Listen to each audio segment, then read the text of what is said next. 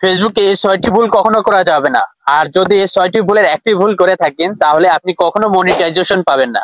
আর যদি ভাগ্যক্রমে আগে মনিটাইজেশন পেয়েও থাকেন তাহলে এই 6টির মধ্যে যে কোনো একটি ভুল করলে আপনাকে ডাইরেক্ট সাসপেনশন করে দেওয়া হবে অথবা আপনার মনিটাইজেশন রেস্ট্রিক্টেড করে দেওয়া হবে। তো চলুন এই 6টি ভুল কি কি আমরা এখন শুনে নেই। প্রথমত, আপনার ভিডিও আপনি কখনো শেয়ার করতে পারবেন না। আপনার ভিডিও শেয়ার করলে তাহলে ফেসবুকের কি দরকার? ফেসবুক কেন আপনার ভিডিওকে রিকমেন্ডেশনে পাঠাবে? আপনার ভিডিও যেহেতু আপনি শেয়ার করতেছেন তাহলে ফেসবুকের তো আর অডিয়েন্সের কাছে আপনার ভিডিও পাঠানোর দরকার নাই। তাই আপনারা কখনো নিজের ভিডিও নিজেই শেয়ার করবেন না। 2 নাম্বার ভুল হচ্ছে, আমরা যখন ভিডিওটি ছাড়ি, ভিডিও ছাড়ার পর 2-3 মিনিট পর আমরা ভিডিওটি চেক করি যে ভিডিওটি কেমন হলো, কি রকম হয়েছে বা ভিডিওটি দেখতে কেমন লাগতেছে। আপনার ভিডিও আপনি নিজেই দেখতেছেন, ভুলেও কখনো এই কাজটি করবেন না। আপনার ভিডিও যদি আপনি বারবার দেখে রিচ ভিউ বাড়ান তাহলে ফেসবুক অন্যের অডিয়েন্সের কাছে কি জন্য পাঠাবে? আপনার ভিউ আপনি করতেছেন তাহলে অডিয়েন্সের কাছে আপনার ভিডিও পাঠিয়ে লাভ কি? তাই বলতেছি আপনারা কখনো ভিডিও ছেড়ে আপনার ভিডিও আপনি নিজে দেখবেন না, এতে আপনার রিচ এঙ্গেজমেন্ট প্লাস আপনার পেজেরই ক্ষতি হবে। এরপর 3 নম্বর ভুল হচ্ছে, আমরা কি করি, আমাদের ভিডিও লিংক অন্যদের কাছে শেয়ার করি অথবা আমাদের পেজের লিংক অন্যদের কাছে শেয়ার করি, মেসেঞ্জার, হোয়াটসঅ্যাপ, বন্ধু বান্ধব, আত্মীয় স্বজনের কাছে শেয়ার করি, যাতে করে তারা যেন এই ভিডিওটি দেখে আমাদের ফলো করে বা আমাদের ভিউ যেন বেশি আসে। এটি মোটেও করা যাবে না। এই ভুলটি করলে ফেসবুক আপনাকে ডাইরেক্ট রেস্ট্রিকশন বা সাসপেনশন করে দিবে, কারণ এটা ফেসবুকের গাইডলাইনের বাইরে। এগুলো তো আপনাকে ফেসবুক অনুমোদন দেয়নি, তা আপনি এগুলো কেন করবেন? আর আরেকটি কথা বলে রাখি, আপনি যাদের কাছে আপনার লিঙ্কটি শেয়ার করতেছেন, আত্মীয় স্বজন, বন্ধু বান্ধব, তাদেরকে আপনি যতটা ভালোবাসেন হয়তো তারা আপনাকে অতটা ভালোবাসবে না। যদি আপনি শেয়ার করেও থাকেন দেখবেন তাদের মুখ দেখার সাথেই অন্য ধরনের সিস্টেম হয়ে যাবে। তাই বলতেছি এই ভুলটিও আপনারা করবেন না। 4 নম্বর ভুল হচ্ছে, যারা আমরা নতুন তারা প্রায় ম্যাক্সিমাম সবাই এই ভুলটি করে থাকি। যারা নতুন, অর্থাৎ ধারাবাহিকভাবে আমরা ভিডিও আপলোড করি না।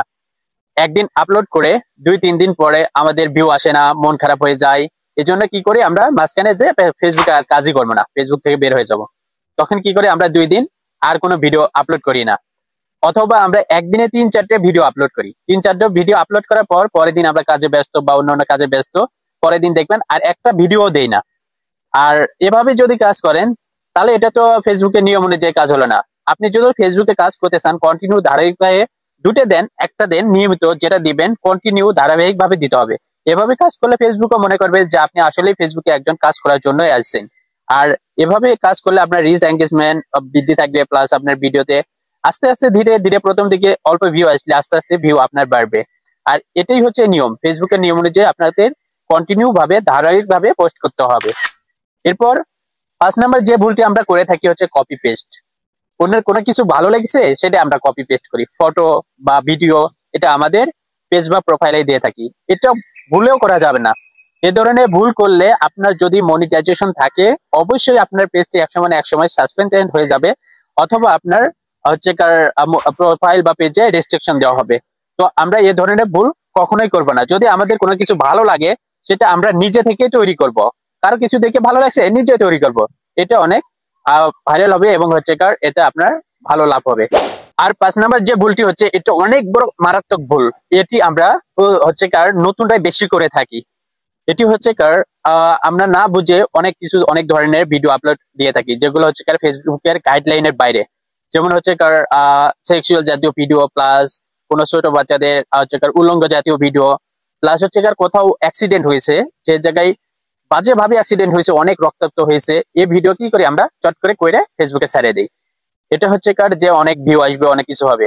আমি আপনাকে 100% করে বলতেছি ভাই, এই ধরনের কাজ করলে আপনি হয়তো মনিটাইজেশন আছে আপনার পেজে, কিন্তু কিছুদিন পরে 100% আপনার পেজ সাসপেন্ড হয়ে যাবে, রেস্ট্রিকশন আসবে, অথবা আপনার পে আউট হোল্ড করে দেওয়া হবে।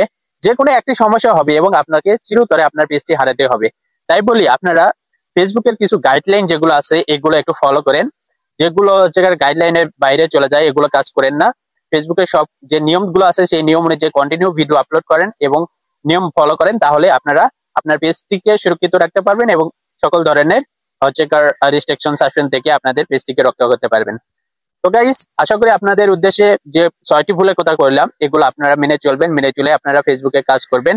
আর যদি ভিডিওটি ভালো লাগে থাকে তাহলে একটা লাইক, কমেন্ট এবং আপনার নতুন বন্ধুদের দেখানোর উদ্দেশ্যে শেয়ার করবেন। তো সকলে ভালো থাকবেন, সুস্থ থাকবেন, দেখা হবে পরবর্তী ভিডিওতে। আল্লাহ হাফেজ।